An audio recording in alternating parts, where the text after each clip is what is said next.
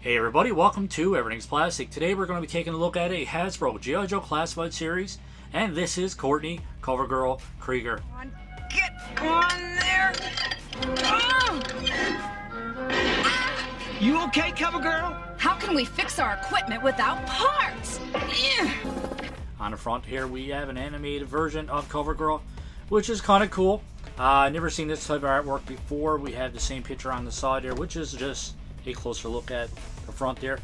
On the side here we have Courtney, cover girl, Krieger. She is number 59 in the series. This is what she specializes in, and you can check that on the Hasbro website. Nothing on top here, just a G.I. Joe symbol and 59. Nothing but barcodes and all that good stuff on the bottom. On the back here we have two pictures of the figure. It shows us that this figure is 6 inches, which is pretty cool. I'm not a fan of these windowless packaging, but they do have some things about them that I like. I buy all my stuff from a distributor anyways. I don't pick it up in the stores, so I'm not as nervous, but then again, there's always a surprise when you open these up. So we can see on the back here, it shows her accessories. She has a shotgun, almost like a little work pad, iPad type deal, cell phone, whatever you want to call it. Now these are from the 80s, so I mean she didn't really have cell phones and iPhones and all that stuff. She has a crescent wrench and she has a pistol. But other than that, guys, that's pretty much it for packaging. We'll be right back to get a closer look at Cover Girl. Alright guys, we are back and we have Cover Girl and all the accessories outside of packaging. She comes with this awesome shotgun, which is pretty cool. We got a little bit of detail on this one. The paint application on this one is pretty decent as well. The green, it's no overpaint. Painted nice and clean. She comes with a crescent wrench as well. A little bit of detail on this, not a whole lot though. She comes with a pistol, which I really like this pistol. There's actually a little bit of detail on this one. I think they did an awesome job on this one. Paint application on it is pretty decent as well. Really like the star inlay on the handle, which is pretty awesome as well. I dig it.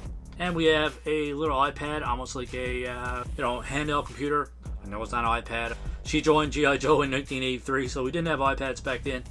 And we can see a picture of the Wolverine tank on that, which is pretty cool as well. Nothing not really on the back, but yeah, still cool.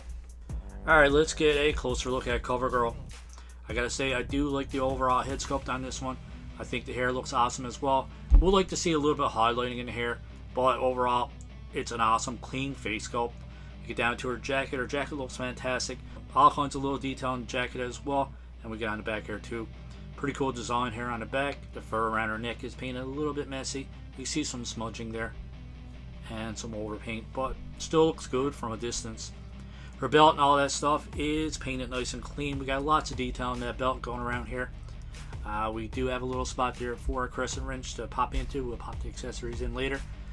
And our iPad or tablet can go in here, which is pretty cool. And we have a holster for our pistol. So it's pretty cool, man. Lots of cool detail on this one. There is a design in the pants as well. Like the overall design of the boots, there's some detail on that. And I think Hasbro did an awesome job with this one too. I may not be a fan of their business practices, but when they want to make a good figure, they are quite capable of making a good figure. And in my opinion, this is one of them. I love it.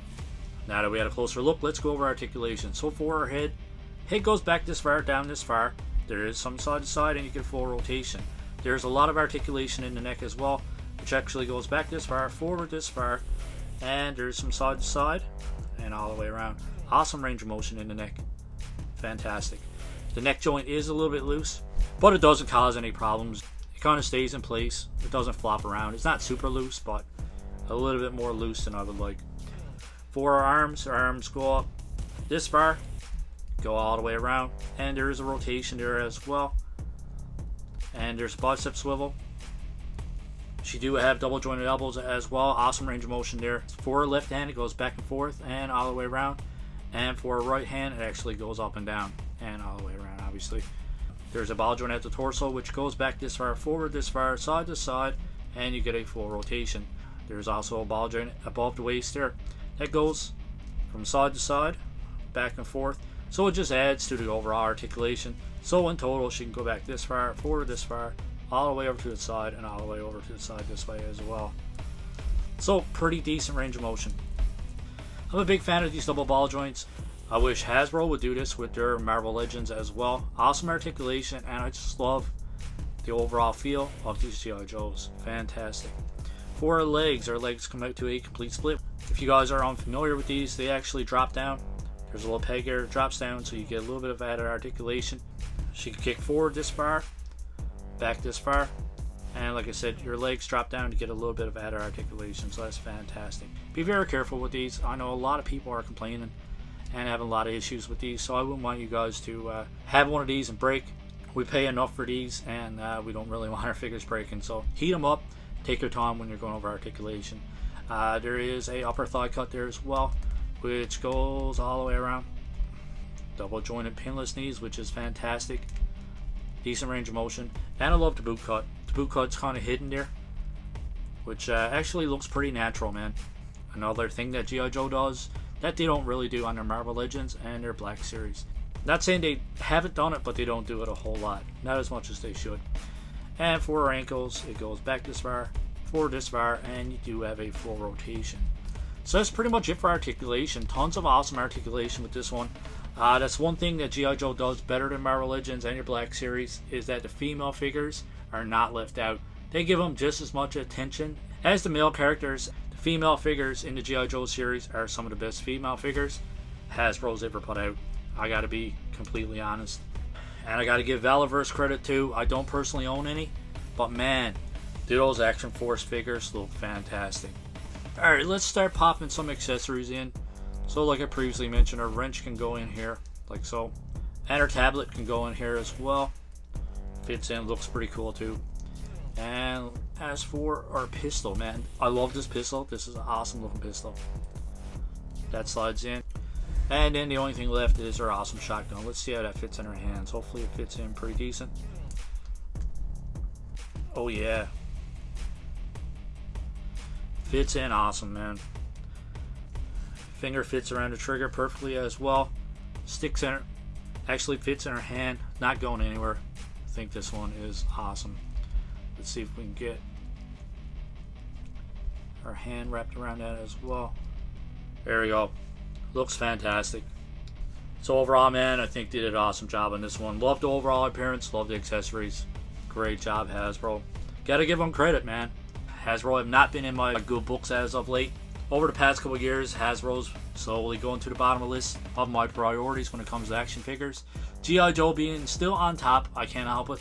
No matter how much I despise their business practices and all that stuff, I gotta admit, man, I love their G.I. Joe line, and I don't think I'll ever stop buying them. Guys, just to do a few quick comparisons to some other figures that I have unboxed from the G.I. Joe Classified line. I'm only missing a few of these, but I still have a lot of these in boxes that I'm trying to get caught up on. We have Dusty here, we have Outback, Sergeant Slaughter himself, and Bazooka. We can see that Courtney obviously is one of the smallest ones. Rakondo's on the smaller line too in this series, but CoverGirl is not a whole lot shorter than Rakondo when you take off a slouch hat. That being said though, she still is the shortest so far in the line. But I gotta say, man, what an awesome looking team of figures. I love this line so far. Wraps up our unboxing and figure review for Courtney, CoverGirl Krieger, which is number 59 in the Classified series. So overall, guys, I gotta give this one a 9.5 out of 10, man. I think it's fantastic. Paint application on this one is great. The only place is bad is right here, just around the fur. Other than that though, everything else on this one is actually painted very, very nicely. I actually really like the face sculpt on this one. They did a fantastic job with her makeup, her eyes, and all that stuff. Tons of detail, and everything's painted nice and clean.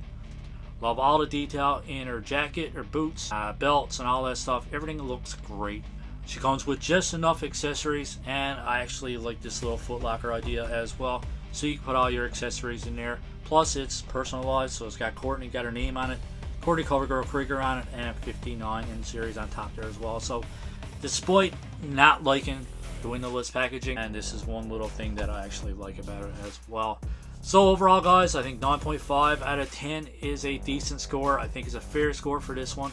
Let me know in the comments below if you guys disagree, and if so, let me know why you disagree with that, and what do you like and dislike about this figure. As always, guys, if you liked our review, don't forget, hit that like button, give us a thumbs up, and don't forget to hit that subscribe button while you're there. As always, we hope you enjoyed this review, and we hope you enjoy the rest of your day. Keep collecting, stay safe, go buy some toys. double jointed pinless elbows, which